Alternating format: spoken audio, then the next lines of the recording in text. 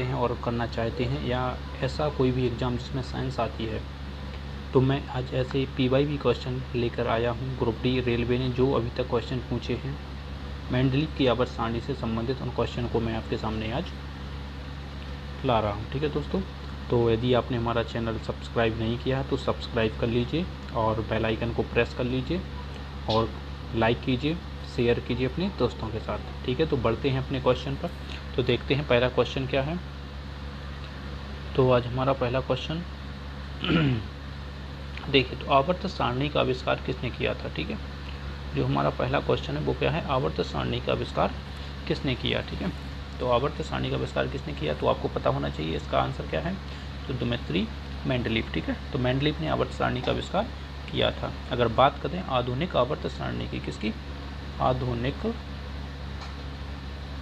आवर्त सारणी। ठीक है, तो आधुनिक जो आवर्त सारणी है वो मोजले। ठीक है, आधुनिक आवर्त सारणी का आविष्कार किसने, मोजले ने किया था, लेकिन आवर्त सारणी का आविष्कार किसने किया, तो वो दिमित्री मेंडलीव ने किया है। ठीक है, बढ़ते हैं अगले क्वेश्चन की तरफ। तो थोड़ा सा ये काम नहीं कर रहा है आज।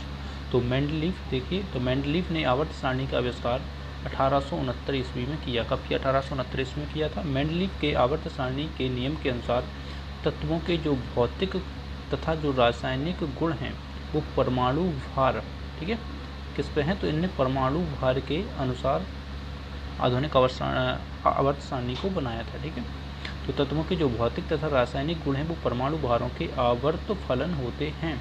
मेंडलीव के समय ज्ञात तत्वों की संख्या कितनी थी, 63 थी। जब मेंडलीव ने आवर्त सारणी बनाई थी उस समय टोटल तत्वों की संख्या कितनी थी, 63 थी। इन्होंने आवर्त सारणी को 9 वर्ग तथा 7 आवर्त में बांटा था। तो ये क्वेश्चन पूछा जाता है कि मेंडलीव की जो आवर्त सारणी है उसमें कितने वर्ग थे और कितने आवर्त थे, तो इसमें कितने थे, 9 वर्ग थे और 7 आवर्त थे। ठीक है, 7 आवर्त थे। तो चलते हैं अगले क्वेश्चन पे।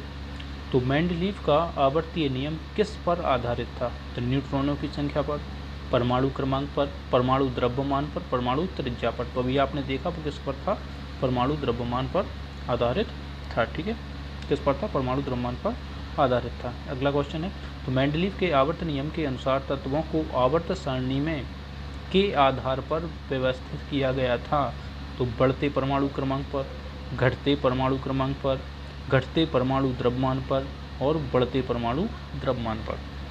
तो जो मेंडलीव ने अपनी आवर्त सारणी में तत्वों को जो व्यवस्था की थी वो बढ़ते परमाणु द्रव्यमान के आधार पर की थी। किस पर की थी, बढ़ते परमाणु द्रव्यमान पर। ठीक है, जब मेंडलीव ने अपना काम शुरू किया था तब कितने तत्व मौजूद थे। ठीक है, तो अभी आपने देखा है कितने तत्व थे, 63 तत्व थे। ठीक है, इसमें जो समूह थे वो कितने थे, तो समूहों की संख्या कितनी थी, 9 थी, और जो आवर्त थे, आवर्त कितने थे, 7 थे। ठीक है, तो आप जैसे कोई भी ये टेबल मैंने बनाई, ठीक है, तो जो खड़े वाले हैं ए वाले, ये क्या हैं, समूह हैं, ये क्या हैं, समूह हैं, और ये क्या हैं, ऐसे में जो बने हैं ये आवर्त हैं। ठीक है, तो ये आपको समझ आ जाना चाहिए। ठीक है, तो बढ़ते हैं अगले क्वेश्चन की तरफ। ठीक है, अगला क्वेश्चन क्या है, तो ये देखिए आप, तो 1869 ईस्वी में रूसी वैज्ञानिक, ठीक है, रूसी वैज्ञानिक शास्त्री मेंडलीव ने परमाणु भार के आधार पर 63 तत्वों की आवर्त सारणी बनाई थी। मेंडलीव के आवर्त नियम के अनुसार तत्वों के भौतिक और रासायनिक गुण उसके परमाणु भार के आवर्ती फलन थे। किसके फलन थे, परमाणु भार के आवर्ती फलन थे। इन्होंने 63 में से 2 तत्व गैलियम और जर्मेनियम की खोज नहीं की थी। ठीक है, 63 में से 2 तत्व कौन कौन से, तो गैलियम और जर्मेनियम की खोज नहीं की थी। इन दोनों तत्वों को एल्युमिनियम और सिलिकॉन के नीचे रखा गया। मेंडलीव द्वारा बनाए गए आवर्त सारणी में 9 वर्ग और 7 आवर्त थे। ठीक है, तो वर्ग को हम क्या, समूह भी कहते हैं, क्या कहते हैं, समूह भी कहते हैं। अगला क्वेश्चन, तो मेंडलीव आवधिक सारणी में खोजे न गए तत्वों के लिए अंतराल छोड़ा गया था। निम्न में से कौन से तत्व को बाद में आवर्त सारणी में एक स्थान प्राप्त हुआ। ठीक है, तो इनने कुछ स्थान छोड़े थे जो उस समय तत्व मौजूद नहीं थे या खोजे नहीं गए थे। तो उसमें क्या है, तो जर्मेनियम, ठीक है, और कैल्शियम, मैग्नीशियम या फ्लोरीन। तो इसमें से क्या है, अभी आपने देखा था जर्मेनियम और गैलिलियम, ठीक है, क्या है इसमें से आंसर क्या है इसका, जर्मेनियम, ठीक है। तो मेंडलीफ ने तत्वों को उसके परमाणु भारों के आधार पर वर्गीकृत कर आवर्त सारणी बनाई थी, जिसमें से कुछ स्थानों को रिक्त छोड़ दिया गया। हालांकि मेंडलीफ ने उनके रासायनिक गुणों इत्यादि की भविष्यवाणी पहले ही कर दी थी कि उनके जो रासायनिक गुण हैं वो क्या होंगे, लेकिन बाद में मेंडलीफ की आवर्त सारणी में तत्वों को उनके परमाणु क्रमांकों के आधार पर व्यवस्थित करने पर समूह 4A में आवर्त चौथे में, ठीक है, चौथे आवर्त में जर्मेनियम को टाइटेनियम के स्थान पर रखा गया, ठीक है, तो क्या है जर्मेनियम।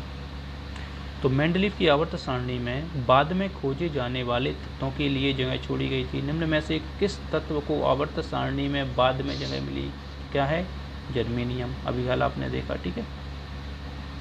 अगला क्वेश्चन, मेंडलीफ की आवर्त सारणी में लंबवत रूप स्तंभों को और क्षैतिज पंक्तियों को कहा जाता है, ठीक है। तो लंबवत जो स्तंभ हैं ऐसे, ठीक है, इन्हें क्या कहा जाता है, और जो क्षैतिज ऐसे हैं इन्हें क्या कहा जाता है। तो अभी मैंने बताया जो लंबवत होते हैं इन्हें हम समूह कहते हैं, क्या कहते हैं, समूह कहते हैं, और जो क्षैतिज हैं इन्हें हम क्या कहते हैं, इन्हें हम आवर्त कहते हैं। तो समूह और आवर्त यानी बी ऑप्शन अपना सही हो जाएगा, ठीक है। तो रूसी रसायन शास्त्री मेंडलीफ ने 1869 ईस्वी में आवर्त नियम दिया, जिसके अनुसार तत्वों के भौतिक व रासायनिक गुण उसके परमाणु भार के आवर्ती फलन होते हैं।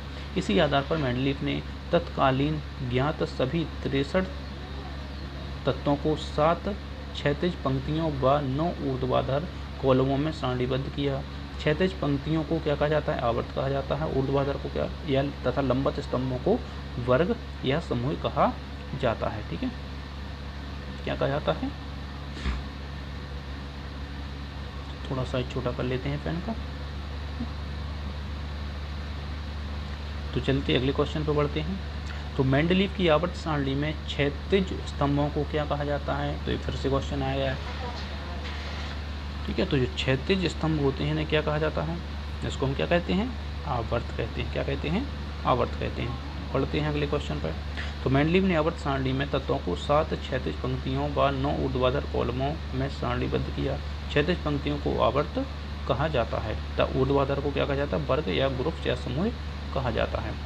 अगला क्वेश्चन, रासायनिक गुणों के मध्य मेंडलीफ ने इन तत्वों के साथ मिलकर बने यौगों को ध्यान केंद्रित किया। तो रासायनिक गुणों के मध्य मेंडलीफ ने किन किन तत्वों को ध्यान में रखा था, तो इसका ऑप्शन क्या है आंसर, हाइड्रोजन व ऑक्सीजन, ठीक है, इसको ध्यान में रखा था।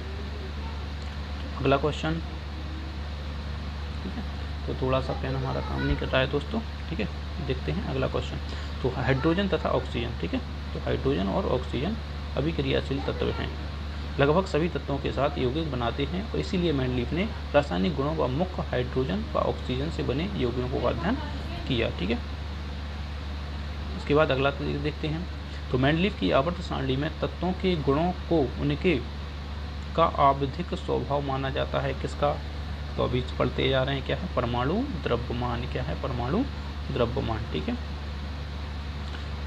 अगला क्वेश्चन देखते हैं, तो ये देख लीजिए आप। मेंडलीफ की आवर्त सारणी में तत्वों के गुणों को उनके परमाणु द्रव्यमान व आवधिक स्तंभ माना जाता है, ठीक है। तो तत्वों को उनके परमाणु द्रव्यमान के आधार पर वर्गीकृत करने का श्रेय दिया जाता है, किसको दिया जाता है, मेंडलीफ को, ठीक है, 1869 में बनाई थी, ठीक है। तो आई होप आप सभी को हमारा वीडियो अच्छा लगा हो और समझ आया हो। तो इसी तरह से हम प्रतिदिन कुछ क्वेश्चन लेके आएंगे जो आपके लिए हेल्पफुल हो सकते हैं, ठीक। नमस्ते। अगर आपने हमारा चैनल सब्सक्राइब नहीं किया है तो प्लीज़ सब्सक्राइब कर लीजिए, ठीक है।